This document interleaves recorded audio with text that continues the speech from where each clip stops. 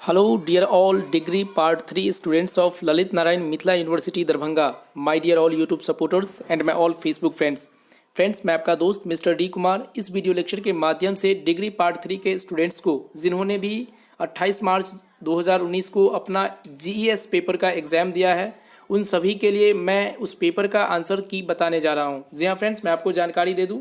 यहाँ पे आप देख पा रहे हैं यूजी पार्ट 3 अर्थात अंडर ग्रेजुएशन पार्ट 3 जीईएस अर्थात general environmental studies for science and commerce. जी हाँ फ्रेंड्स, ये जो क्वेश्चंस है ये साइंस एंड कॉमर्स वाले स्टूडेंट्स के लिए है जो group D E and F से बिलोंग करते हैं। जी हाँ फ्रेंड्स, जो भी स्टूडेंट्स डी ई और एफ से बिलोंग करते हैं उनका एग्जाम जीईएस पेपर का 28 मार्च 2019 को लिया गया है और उनके सभी प्रश्नों का उत्तर मैं इस वीडियो लेक्चर के माध्यम से बताने जा रहा हूँ। जी हाँ फ्रेंड्स, मैं आपको जानकारी दे दूँ कि जीईएस पेपर से टोटल 100 क्वेश्चन पूछे जाते हैं, जो सभी क्वेश्चन जो है वो ऑब्जेक्टिव टाइप होते हैं, अर्थात हर एक क्वेश्चन 1 मार्क के होते हैं और पास मार्क्स के लिए मिनिमम 33 मार्क्स चाहिए।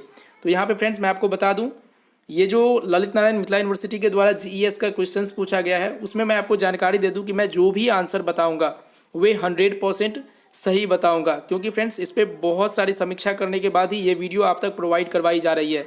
तो आप इस वीडियो को पूरा देखें, साथ ही साथ एलएनएमयू से जुड़ी हर एक अपडेट्स पाने के लिए आप चैनल को सब्सक्राइब करके रखें और बेल आइकन को दबा कर रखें और साथ ही साथ वीडियो को आप लाइक भी ज़रूर कर दें।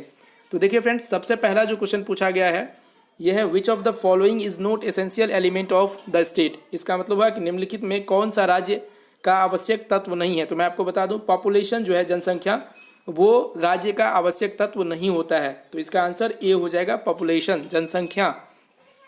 फिर देखिए दूसरा क्वेश्चन जो पूछा गया है कि which of the following is the ex officio chairman of Rajya Sabha. इसका मतलब हुआ कि निम्नलिखित में कौन पदेन राज्यसभा के सभापति होते हैं। तो मैं आपको बता दूं, वाइस प्रेसिडेंट जो होते हैं जिसे आप उपराष्ट्रपति कहते हैं, ये जो है ex officio chairman of Rajya Sabha होते हैं। तो इसके आंसर जो है बी हो जाएंगे। यहाँ देखिए फ्रेंड्स, तीसरा क्वेश्चन जो पूछा गया है the teenager of Rajya Sabha is. देखिए राज्यसभा का जो कार्यकाल होता है वो परमानेंट होता है, उसमें जो है ईयरली टाइप नहीं होता है, वो अस्थायी होता है अर्थात परमानेंट होता है राज्यसभा का कार्यकाल। फिर देखिए चौथा क्वेश्चन जो पूछा गया है कि the oath of office to the president of India is administered by. Bharat के राष्ट्रपति को पद व गोपनीयता की शपथ दिलवाता है। तो देखिए ये जो दिलवाता है ये चीफ जस्टिस ऑफ इंडिया अर्थात भारत के मुख्य न्यायाधीश जो है वो राष्ट्रपति को पद व गोपनीयता की शपथ दिलवाते हैं। तो इसका आंसर ए हो जाएगा। इसी प्रकार देख सकते हैं फ्रेंड्स, पांचवा क्वेश्चन जो पूछा गया है कि the government of the state is appointed by the. देखिए राज्यपाल, जो राज्य के राज्यपाल का नियुक्ति होता है वो प्रेसिडेंट के द्वारा किया जाता है अर्थात राष्ट्रपति के द्वारा किया जाता है। इसका आंसर सी हो जाएगा। फिर देखिए छठा क्वेश्चन जो पूछा गया है कि the national language of India. आपको पता होगा कि भारत की राष्ट्रीय भाषा जो है हिंदी है। तो इसका आंसर ए हो जाएगा, हिंदी। भारत की राष्ट्रीय भाषा हिंदी है। फिर देखिए आप सातवां क्वेश्चन जो यहाँ पे दिया गया है कि the right of education act came into force in the year. देखिए कहा जाता है कि शिक्षा का अधिकार अधिनियम लागू होने का वर्ष जो है ये 2009 में लागू हुआ था। 2009 में राइट ऑफ एजुकेशन एक्ट जो है वो अप्लाई किया गया था, कैम इनटू फोर्स में आया था। तो इसका आंसर बी हो जाएगा।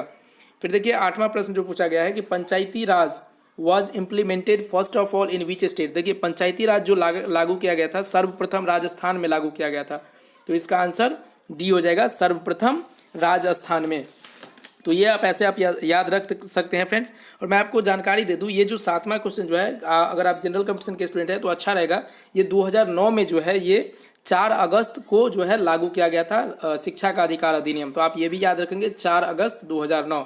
तो ये इसका आंसर हो जाएगा। फिर मैंने आपको आठवां बता दिया राजस्थान। अब नौवां क्वेश्चन जो पूछा गया है यहाँ देख सकते हैं कि which state has not implemented panchayati Raj till date. देखिए अब तक कहा जा रहा है कि किस राज्य ने अब तक, यहाँ पे कब लिखा गया है अब तक होगा, अब तक पंचायती राज लागू नहीं किया है। तो मैं आपको बता दूं 3 ऐसे स्टेट्स हैं जो अभी तक जो है पंचायती राज लागू नहीं किए हैं, जिसमें आपको मैं बता दूं नागालैंड, मेघालय और मिजोरम आते हैं। तो यहाँ पे देखिए सी नंबर ऑप्शन में नागालैंड दिया गया है। तो इसका आंसर सी हो जाएगा, नागालैंड। तो इस तरह से आप देख सकते हैं। आगे देखिए 10वां जो प्रश्न पूछा गया है कि maximum time gap between 2 session of parliament में भी, अर्थात संसद के 2 अधिवेशनों के बीच अधिकतम संख्या अंतराल हो सकता है। तो ये 6 मंथ्स होता है, 6 महीना होता है अधिकतम अंतराल संसद के 2 अधिवेशनों के बीच। तो इसका आंसर सी हो जाएगा। फिर देखिए यहाँ पे 11 नंबर प्रश्न जो पूछी गई है कि वाइट रिवॉल्यूशन रिलेट्स टू, देखिए वाइट उजली क्रांति, तो उजली क्रांति जो है मिल्क, अर्थात मिल्क भी उजला होता है, दूध जो है उजली होती है, तो मिल्क से संबंधित है, जिसे जो है ऑपरेशन फ्लड भी कहा जाता है। तो वाइट रिवॉल्यूशन जो है वो दूध से संबंधित है। चलिए आगे 12 नंबर प्रश्न जो पूछी गई है कि who is the father of economics. तो देखिए इकोनॉमिक्स अर्थात अर्थशास्त्र के जो फादर हैं, जनक हैं, वो एडम स्मिथ को कहा जाता है। तो इसका आंसर बी हो जाएगा, एडम स्मिथ। फिर देखिए 13 नंबर प्रश्न जो पूछी गई है कि द राइटर ऑफ रश्मि रथी इज। तो देखिए रश्मि रथी के जो रचयिता है वो रामधारी सिंह दिनकर जी हैं। इसका आंसर बी हो जाएगा, रामधारी सिंह दिनकर। फिर 14 नंबर प्रश्न जो पूछी गई है कि who is the president of India. देखिए आपको पता होगा कि प्रेसिडेंट ऑफ इंडिया अभी कौन है। मैं ये आपको नहीं बताने वाला हूँ, क्योंकि आप चूंकि इंडियन सिटीजन से बिलोंग करते हैं तो आपको अपने देश के राष्ट्रपति का नाम पता होना चाहिए। मैं आशा करता हूँ कि आप कमेंट करके हमें ज़रूर बताएंगे कि अभी जो है भारत के राष्ट्रपति कौन है। आप कमेंट जरूर करें, अगर आपसे गलती हो जाती है तो मैं आपको कमेंट में रिप्लाई जरूर कर दूंगा इसका आंसर। तो आप ये हमें कमेंट के माध्यम से ज़रूर बताएं। चलिए आगे बढ़ते हैं। 15 नंबर प्रश्न जो है कि which of the following is not a fossil fuel. इसका मतलब है निम्नलिखित में कौन जीवाश्म ईंधन नहीं है। तो मैं आपको बता दूं लकड़ी जो है वो जीवाश्म ईंधन नहीं है। बाकी आप जो देख रहे हैं, कोयला देख रहे हैं, प्राकृतिक गैस, पेट्रोलियम देख रहे हैं, ये सब जीवाश्म ईंधन है, अर्थात इसको एक बार जलाने के बाद, एक बार यूज़ करने के बाद दोबारा प्राप्त नहीं किया जा सकता है, या फिर ये रिन्यूएबल एनर्जी नहीं होता है, फिर से इसे हम उपयोग नहीं कर सकते हैं। लेकिन लकड़ी जो है इसको जलाने के बाद कोयला प्राप्त होगा, फिर कोयला को जलाने के बाद उसका भी हम यूज़ कर सकते हैं, इसीलिए ये जो है जीवाश्म ईंधन है, फॉसिल फ्यूल है। फिर देखिए 16 नंबर प्रश्न जो पूछी गई है कि which of the following is a conventional source of energy. निम्नलिखित में से कौन एक परंपरागत ऊर्जा का स्रोत है। देखिए कन्वेंशनल सोर्स जो होता है इसका मतलब होता है नॉन रिन्यूएबल एनर्जी। देखिए सोर्स जो है एनर्जी का वो दो प्रकार का होता है, एक कन्वेंशनल होता है, एक नॉन कन्वेंशनल सोर्स होता है। कन्वेंशनल सोर्स को कहते हैं जो फिर से प्राप्त नहीं किया जा सके या जिसे फिर से हम यूज़ नहीं कर सकते हैं, वो कन्वेंशनल होता है। बाकी जो है नॉन कन्वेंशनल का मतलब होता है रिन्यूएबल एनर्जी, जिसको हम फिर से उपयोग कर सके। तो देखिए कोयला को एक बार जलाने के बाद इसको हम फिर से यूज़ नहीं कर सकते हैं, तो ये कन्वेंशनल सोर्स ऑफ एनर्जी होगा, इसका आंसर ए होगा। बाकी आप देख रहे हैं solar energy, wind energy, natural gas, ये रिन्यूएबल एनर्जी में आता है, नॉन कन्वेंशनल एनर्जी में आता है, तो इसको आप याद रखेंगे। फिर देखिए 17 नंबर प्रश्न जो पूछी गई है कि the fuel used in the conventional nuclear reactor is. देखिए परंपरागत नाभिकीय रिएक्टर में प्रयुक्त ईंधन जो होता है, मैं आपको बता दूं वो यूरेनियम होता है। यूरेनियम ये ऐसा ईंधन है जो न्यूक्लियर रिएक्टर में यूज़ किया जाता है, तो इसका आंसर सी हो जाएगा। 18 नंबर प्रश्न जो पूछा गया है कि which of the following causes the least pollution when burned. देखिए निम्नलिखित में कौन जलने पर न्यून प्रदूषण उत्पन्न करता है। देखिए जलने के बाद सबसे कम जो प्रदूषण उत्पन्न करता है वो नेचुरल गैस के द्वारा। अगर हम नेचुरल गैस को जलाते हैं तो उसके द्वारा बहुत कम जो है प्रदूषण उत्पन्न होती है, तो इसका आंसर डी हो जाएगा। फिर आगे देखिए 19 नंबर प्रश्न जो पूछी गई है कि with the help of photosynthesis plants convert solar energy into.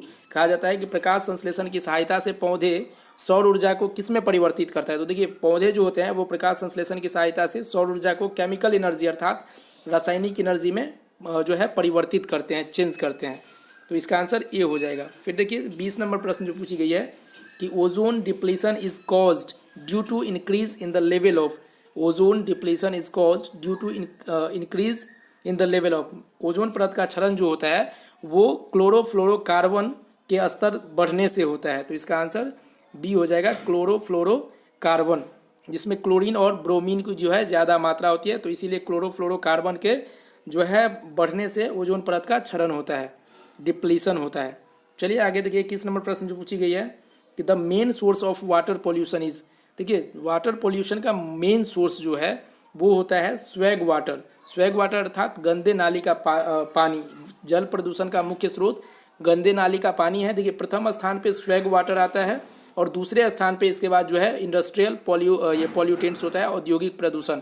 तो इस तरह से जो है अगर सर्वप्रथम पूछा जाए सबसे ज़्यादा मुख्य स्रोत जो है प्रदूषण का वे गंदे नाली का पानी है, उसके बाद आता है इंडस्ट्रियल पॉल्यूटेंट्स, तो आंसर ये हो जाएगा। फिर देखिए 22 नंबर प्रश्न जो पूछी गई है कि which country is known for its frequent earthquakes. कौन सा जो है देश है वो बराबर भूकंप के लिए जाना जाता है। तो देखिए आपको पता होगा सबसे ज़्यादा भूकंप जो आती है वो जापान के अंदर आती है, तो इसका आंसर सी हो जाएगा, जापान। चलिए आगे बढ़ते हैं 23 नंबर प्रश्न जो पूछी गई है कि the most recurring natural hazard in India is, Bharat में नियमित आने वाली प्राकृतिक आपदा।